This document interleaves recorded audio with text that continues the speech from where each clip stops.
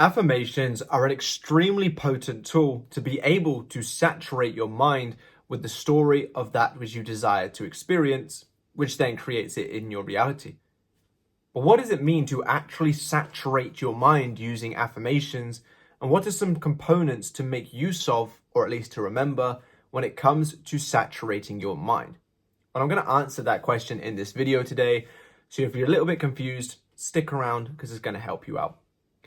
But we hear it all the time. Saturate your mind, just affirm, saturate your mind and you'll impress your subconscious mind and it will, play out for you to experience. And then people do challenges like the 10K challenge or the affirm for 16 hours a day challenge, which sounds crazy to me. I couldn't imagine affirming for that long in one day. And things like that. And get results. And sometimes don't get results.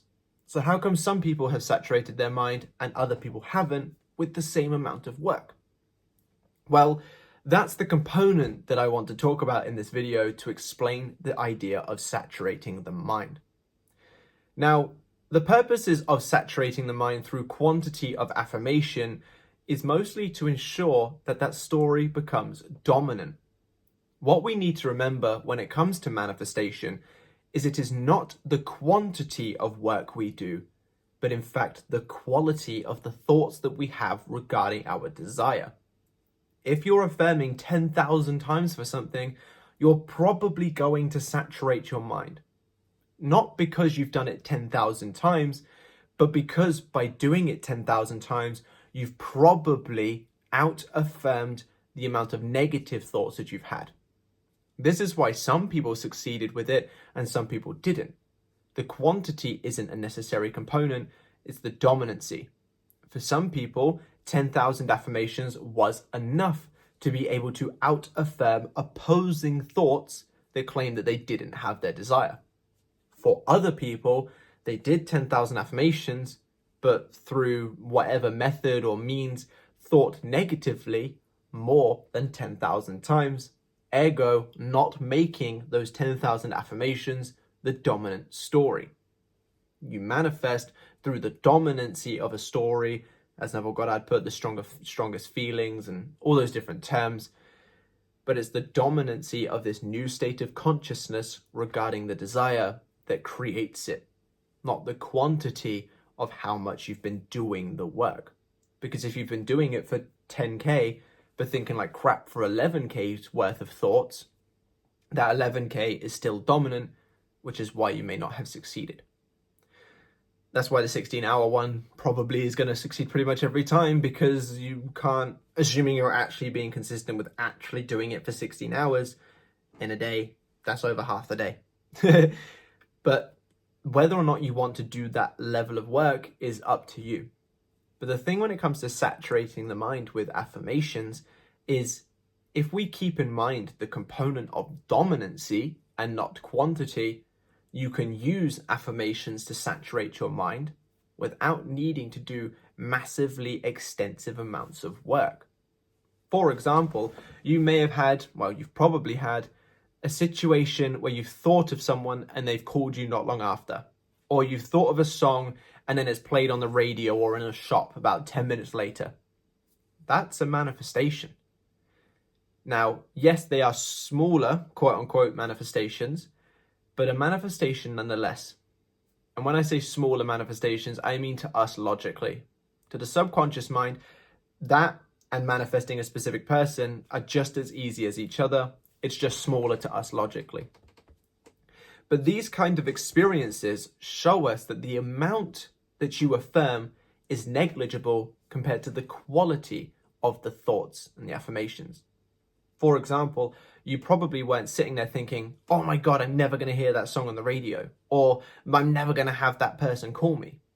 Therefore, didn't take a lot of affirmations or thoughts, because affirmations are just a variation of thought, to impress the subconscious mind and then make it happen. We can use this same principle with our biggest desires.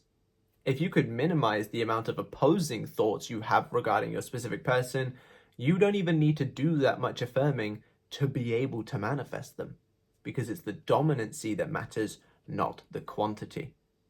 So if we want to saturate the mind using affirmations in a way that is efficient, and not needing to do a lot of work. You simply need to out-affirm the negative thoughts that you have going on.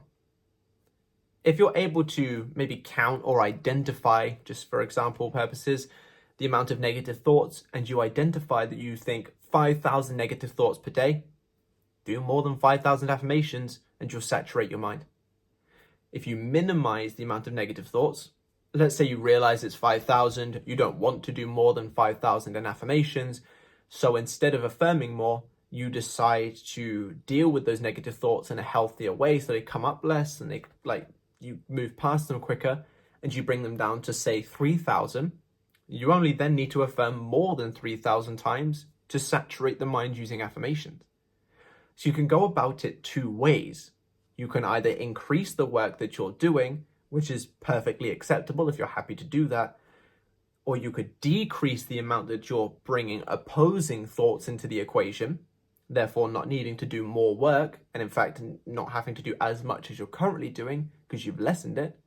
Or you could do both. Let's say you're at that 5,000 mark. You could, if you really wanted to, affirm 6,000 times and bring it down to 4,000 negative thoughts. Therefore, a 2,000 affirmation difference. Going to saturate your mind because it is going to be your dominant story. So whenever you think about, I'm affirming to saturate your mind, that's great. Keep it up because you're at least doing something to show your mind the new story. But if you want to be as effective with it as possible, try to keep at least a little bit of a conscious awareness of your negative thoughts so you can identify that through the amount that you are affirming, you are making it dominant in your mind regarding the desire, and therefore that's what is manifesting. It's not the quantity. I definitely didn't affirm 10,000 times a day to manifest Katie.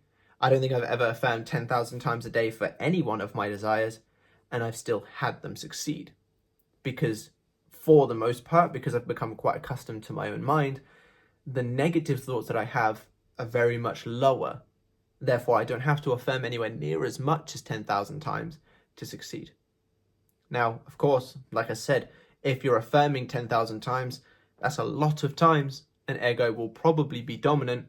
But to answer the question why some people affirmed 10,000 times and succeeded and some people didn't, it's because potentially, well, I say potentially, it's because more than likely it's because of either A, the path was still being made for them and they just hadn't experienced it within the time scale that they expected, or more likely, they were thinking negatively more than they were actually affirming.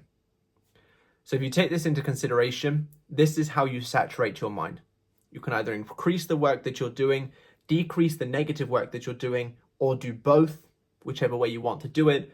But if you can keep a conscious awareness of how much you've been affirming and ensure that you're out affirming negative thoughts, you will saturate your mind using affirmations.